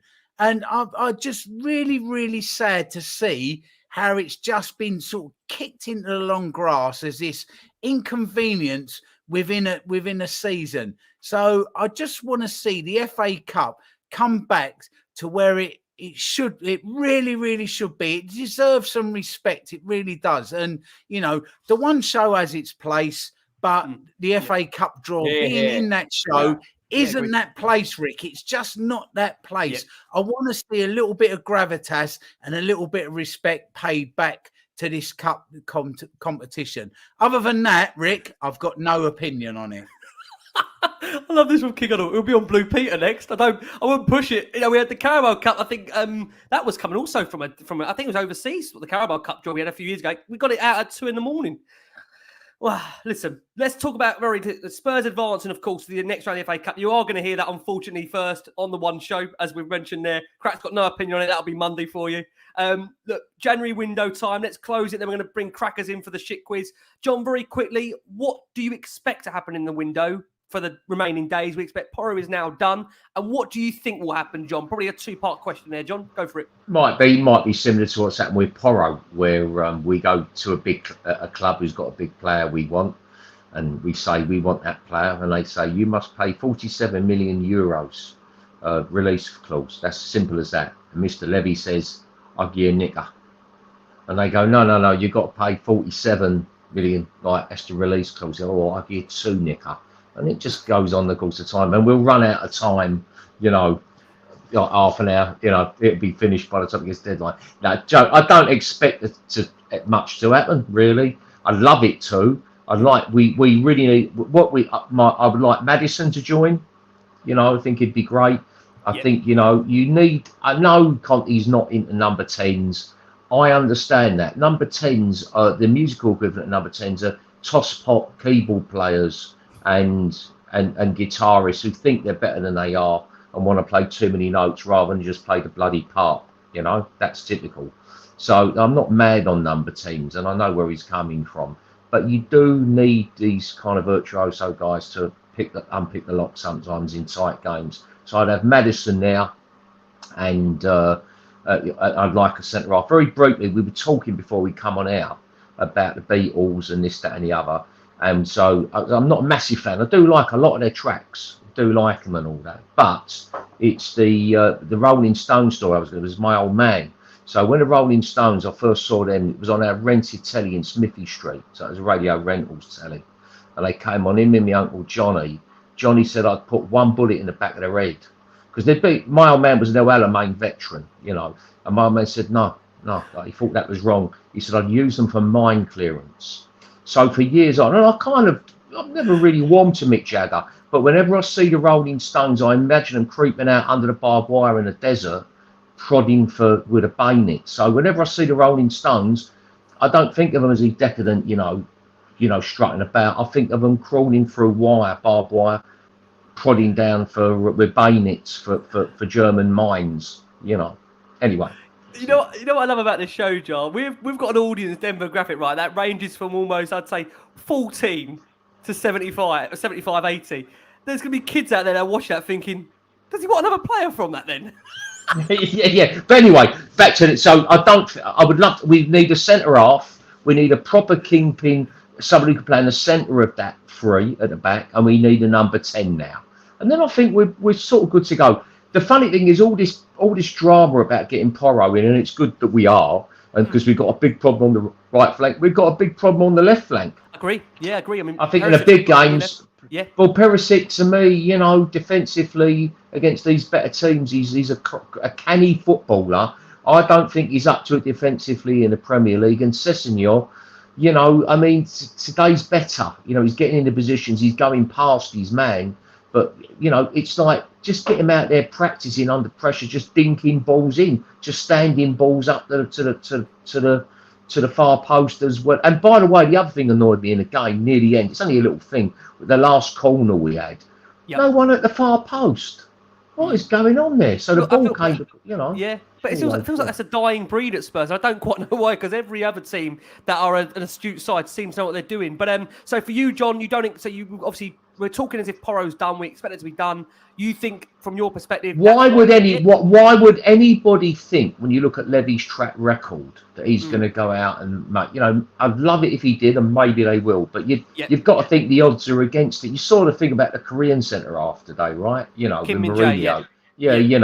That they wanted 10. They wanted 10 mil. 10 mil. And we can only go to 5. Yeah, we can only go to 5. Well, you're back to you're a nicker. It's like when a geezer turns up and you're selling a Ford Escort. You only want 750, but he's got to get into you. My base tech's a lovely bloke, really nice bloke, lovely bloke. Makes dental appointments on the day of gigs. Not great, but whatever. We can roll with it, Yeah, we'll wait for you, sort of thing. But when negotiating with equipment and that, he's feral, and you just think, look. So the band laugh. I always say to this guy, just mucking about, £2.95. That's my final offer.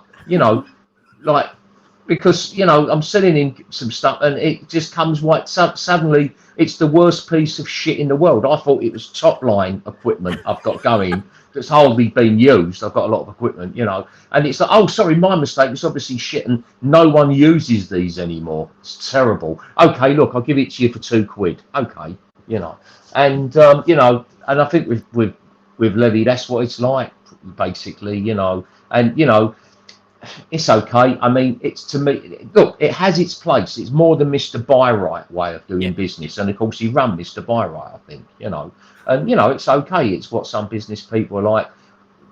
when it's a Premier League club that needs to move quickly, that is something else, Agreed. But by the way, somebody died. Mark Riley, my mate, has just texted the DJ. Fuck no.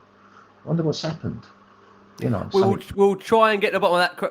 I am on the same level, just before you go any further, to what somebody posted before, saying, what is happening on this show? Am I hallucinating? I am literally, I am feeling that comment like so badly right now. Especially we're covering all bases tonight. Like John covers the stage. I tell you, we've got the drummer in the corner. We've got the tambourine man all going on. Sam, let's throw your tuppence pennyworth in here. That's not Spurs' budget. You may argue it might be Spurs' budget come the end of when people listen to this show. Yeah. But Sam, what do you expect to happen between now and the end of the window for you? Look, it looks like Porro has been over the line. Danjuma through the door. Do you expect anything more, Sam, in these last few days of the window, in your opinion?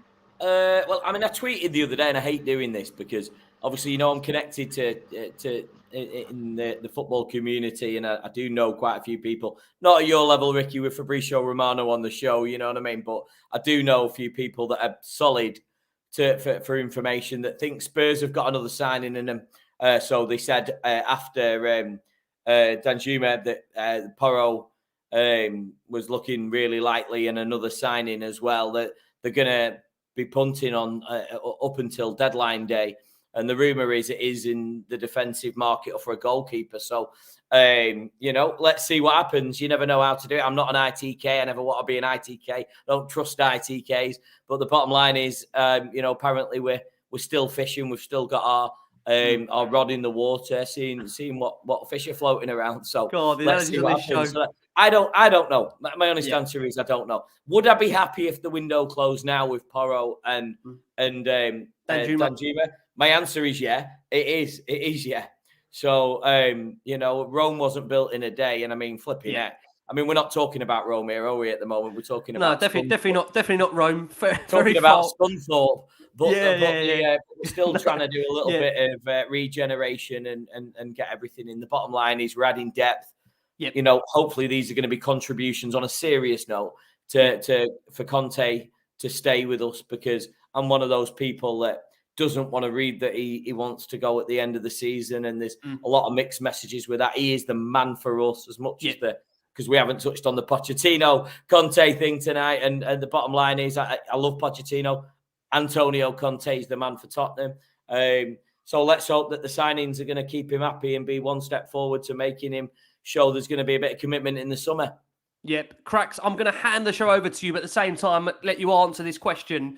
For you, Cracks, look, it looks like we've got the two over the line now in terms of Danjuma being done to the end of the season. Porro looks like he's going to sign a 5-year contract up until 2028. Long contract. We expect his medical to be on either Sunday or Monday, depending on when he does fly out over here to London. I'm going to let you, give your thoughts on that and then take us through to the shit quiz. Cracks, so over to you. Yeah, it's a good signing. By the way, it's Tom Verlaine. It was Tom Verlaine who died. So another death. no. Yeah. Anyway, just got the text. No. Anyway, carry on, Crack. Sorry, mate. Go on. I'll tell you what, actually, how many have we lost lately, John? And every time we do, I text you and say to you, "Hey, John, you all right? You still there?" Because it's all your ilk, isn't it? They just seem to be falling like trees at the moment. Yeah, it's been Levine went the other week. He was the one nearest to me. Last few years, Jaggy Libazai, Ogazukai, loads. Yeah, we're I guess all that maybe with some of us, the bad living from years ago was catching up with us. It's a shame, but it's life, isn't it? Life is death. Exactly. You get up near your free score and 10. You're living on borrowed time. And supporting Tottenham's wonderful, I think, for prolonging your age, because there's no worry or stress involved in it, So it doesn't take fucking years off your life, does it? Anyway, crack on with the quiz. Go on, crack on. With Porro, look, it's obviously that Conte, Paratici want him in. And it's a fantastic signing, Rick. It really is. Him coming in. I think we do need some more, and we could get some more. And if the club, if it falls into their lap, then let's go for it. There just needs to be a little bit more to dare is to do. That's the club motto. That runs right throughout the club, on the pitch, off the pitch, deals and everything. So. It's there, isn't it? It's there to be taken. The money's there. I love shows like this, Rick. As Giles just said, we talk about Tottenham, then we go up a cul-de-sac of talking about rock stars, and then we're back on to Tottenham, and then we're talking about something else. It's pub talk, isn't it? You don't talk about one thing all night. You go off up little tributaries and little streams off the main river, and then you come back again. Crackers, there's already a Twitter page out called Crackers Quilt that's got 1,000 followers. That quilt's going nowhere, absolutely nowhere. So, Rick, I'm happy. For me, that's the padded cell look. I think it is the padded cell, isn't it? Hanging your head off the wall. All I need to do is extend the sleeves on this. It, yeah. Chain them behind me, and I'm fully in on Spurs, supporting Spurs. So I'm happy with the deals thus far. There's scope and room to do some more, isn't there?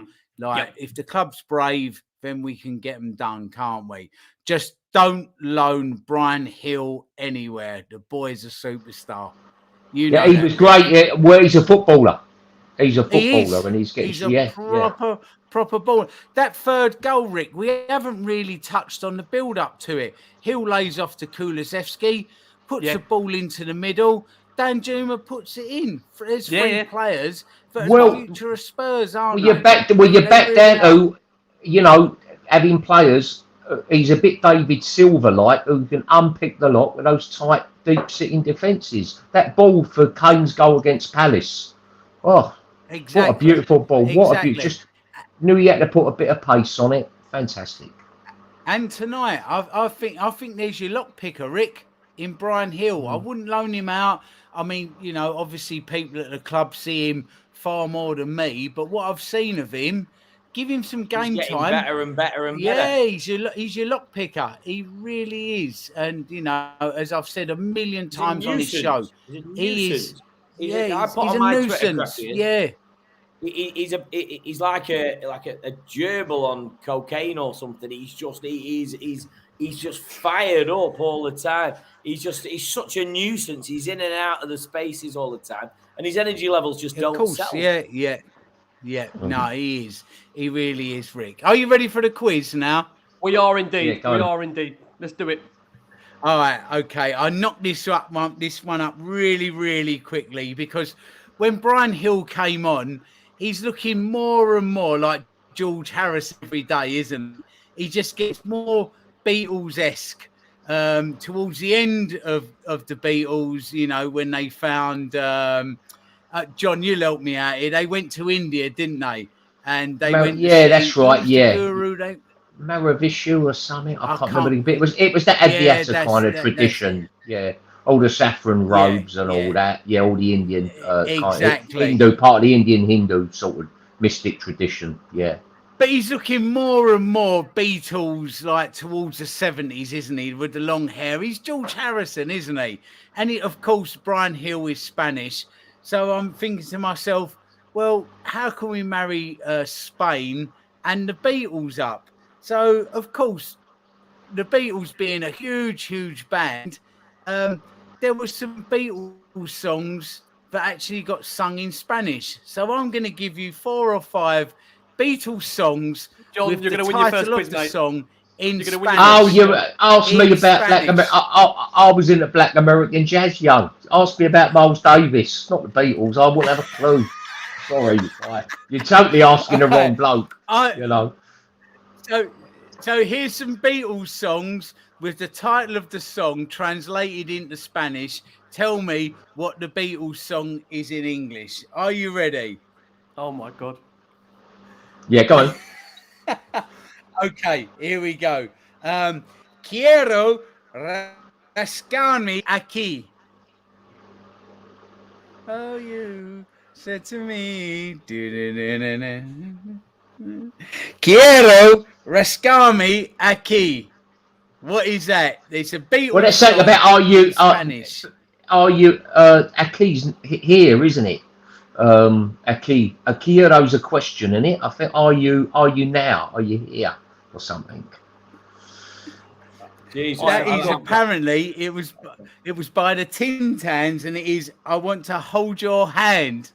Oh right, Which doesn't okay. translate in Spanish. Yeah. All right, okay. Got the worst bunch of contestants here. Come on, Cracks. Senor Cartero. And this is a Beatles song. Let it go. Beatles song. Let it be. No. Senor. Mister. Mister. Oh, Mister. The Fall on the Hill or something. Yeah. Wait a minute. Mr. Postman. Yes, Mr. Postman. Well done, Sammy. We could be here all night. Jesus Christ, now I know where this quiz got its name from. I told you it was shit. How about this one? This is a one-word title. Ayer. What's the Spanish word? What's the English word for ayer? Oh, my troubles seem so far away. I believe in ayer. Oh, I believe in yesterday. Yeah, Ricky's got one. Yeah. Finally. Jesus, I should have got that. Yeah. I sang that at school when I was 7. Yeah. Just one more. Cuando tenga 64. I was born in 64. No. Will you still need me? Will you still need me when I'm 64? Quando tengo 64. Jesus. When I tell you, he's had. That was such good timing. He has had enough. He can't cope. He cannot cope. I mean, Oh my God. I mean, if the questions weren't bad enough, the vocals have got to have pushed him over. do you know what? Joe Wobble lived with the Sex Pistols for about 5 years. Okay. I mean, he went through the mill with them, and within 1 minute of the shit quiz, I've actually got rid of him. And he lived with the Sex Pistols for 5 years in a squat. Exactly. That tells you just how terrible the Oh my shit God. quiz is. He's coming back. He's coming back. Mate, no, didn't have the Don't worry. He thought he killed you off. He thought he killed you Don't off. don't worry. So yeah. Oh, wow. John, you missed that. I was. You lived with the Sex Pistols in a squat for 5 years, and I got rid of you in 50 seconds of the shit quiz. No, it was. It was all right. I was happy. I managed to get him with 64 anyway, so I was happy with that. Is that a draw? Is that one apiece? Where are we at? Is that I think that was all. Yeah, that was all 1-all. I told you it was one I knocked up very, very quickly. But just finally, Rick, before I go, somebody said Jar Wobble's got to write an autobiography. But he's already done one, Memoirs of a Geezer. Well, it's coming out again. Is it coming out again, John? It's coming out. It's been. Fabers are going to reissue it at the end of the year, so it's a new version, revamped version. It's got even more lies in it, but no, it's even bigger, big afterword and all that. You know, yeah. Brilliant. John, finally for you, mate. John, John Fuzzy, thank you so much for your time, mate. We absolutely love having you back on. John, any gigs coming up? You want to give a mention to anything? We just finished. We did cut shows. We did Camden Jazz Cafe last week. Sold it out, all lovely. What I've got this week's drama, is a record out on Bandcamp to start with, The Bus Routes of South London, which is doing very well. So that's an new album I've got, ambient-y, dubby, that surprised me. It's had a really favourable reaction. So The Bus Routes of South London. Yeah, that's every track's a bus route, number 35 to Clapham Junction, bus to, the 35 to 190 to Roehampton, the 345 to South Kent, and I recorded it all on the bus. So I was on the bus at the front when a geezer said to me, "Excuse me, are you Jar Wobble?" He said, "Yeah, you got anything new coming out?" I said, "Mate, you can be on it if you like. I'm doing it right now." He thought I was joking, but I was actually serious. Jar, mate, there's so much love for you in the comments here. So people can find that Jar across your socials, can they? On the Twitter, Instagram. Yeah, Jar Wobble. Yeah, real Jar Wobble. At real Jar Wobble. I'm on Insta and jarwobble.com, where we got a big tour is about to be announced, starting off in May. So amazing, John. I mean this, mate. We always love having you on. It's always fun when you, Cracks and Sam are on. I don't know what happens to these shows, but mate, it's always fun. Love. No, really enjoy it, and I'm in a good mood tonight. So. Yeah. I enjoy it. A good mood with Tottenham. Well, it doesn't happen often. We loved having you, Jar. You've been. Well, we might be coming good now. So the City game, I'm more confident that than any other big games this year. Yeah, you're diamond. Thank you so much, Sam. Thank you, lads. Thank you. Oh, mate, always a pleasure. Sam, love to have you back on, mate. We know you've got to run off and do dad duties. I'll be there with you very, very shortly. Sam, just a quick final reminder. Obviously, Fradame, wearing the brand. Where can people find what obviously the promotion is right now? Last one, Spurs viewers and listeners. Yeah, just get them down to the Fradame website, fradime.uk.co.uk, and just get LWOS 20 in and get some discount off some. It is brilliant, clever. But yeah, no, tonight's show's brilliant. When Jar's on, crackers. Always. You're going to get something bonkers from him. But Jar, mixing it. You've put me in here. You've put me in a nut asylum with these guys. Absolutely brilliant. And so which is obviously why I feel so at home, But do you know what, Ricky? In echoing the words of my man Jermaine Jenas tonight, we're still top 5 and looking like we're improving now from a bad run of form. We're in the Champions League. We're in the 5th round of the Cup. Is it all that bad, Tottenham fans? Is it? Come on. I agree, Sam. Listen, we've got a couple days of the window left, and joining me on those last few hours of the window is going to be the wonderful Richard Cracknell. It's been a pleasure. Always love having Cracks on. Back with us tonight. Cracks, thank you so much, mate. I'm sure you're going to say always been a fun show. Look, we always think it's going to be fun having Jar Sam join us, right? Cracks, always going to be. I love it. I'm sorry, Rick, because we've just gone up so many little side streets and avenues. When I get on with John, I really should just have this on the phone with him and not put everybody through it, should I?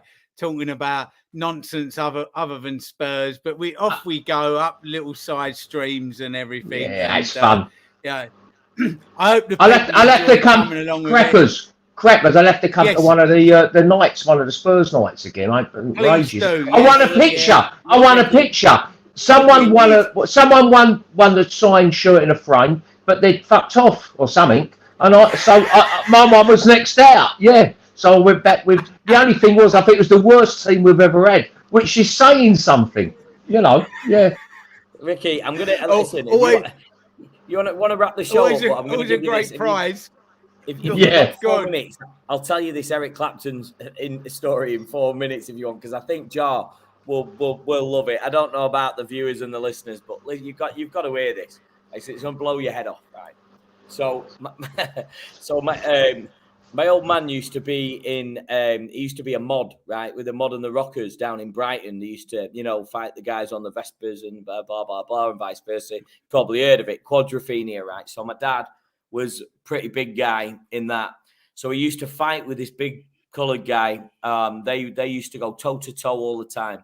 They used to punch each other up. And one time they went into a club and he broke my dad's nose, and the doorman threw my dad out the back door. So he got thrown out the back of the nightclub, dusted himself off. 2 minutes later, the door opens and this big guy comes out and says, "Listen, what are we doing? What are we doing here? We're fighting like every week, blah, blah, blah." He says, "Listen, you broke my nose." Swung for him, missed him, and said, "Right, that's it. Listen, call it quits. I don't want to fight you." They never saw each other again for years and years and years. My dad met my mum in Peacehaven in Brighton. Life was rosy for him. So he was going through a record collection in a record shop, trying to buy some tracks. And my mum pulled out an album and said, "Oh, I quite like this." And it's from a band called The Average White Band. And my dad went, "I know that fucker. I know him." He said, "I tell you what, he broke my nose." And the lead singer was the black guy, the coloured guy, right? The lead singer. So fast forward many, many, many years. Okay. My father tragically died 10 years ago. He got found dead outside his house, and it's a tragic story. It's all over Sky, the Daily Mail, all in the press, blah, blah, blah. So we had a lot of affairs to wrap up, right? So one of the things we did, we went on his computer and there was the big thing, Friends Reunited, right? Yeah. So the website, Friends Reunited. So we've gone on to Friends Reunited and he's talking to this man called Steve Ferrone. Okay. And Steve Ferrone was the drummer at this time for Eric Clapton, right? So my dad was talking to him and saying, "Listen, I can't believe we used to fight all the time. I'm a good man now. I hope life's treating you well." And they were communicating with each other. So I've had to email him and say, "Look, my father's died." And we got a reply straight away. He was devastated. He said, "Look, I was really making amends with your dad, blah, blah, blah. I'm in LA at the moment. I'm in Los Angeles. When's the funeral? I'm coming over."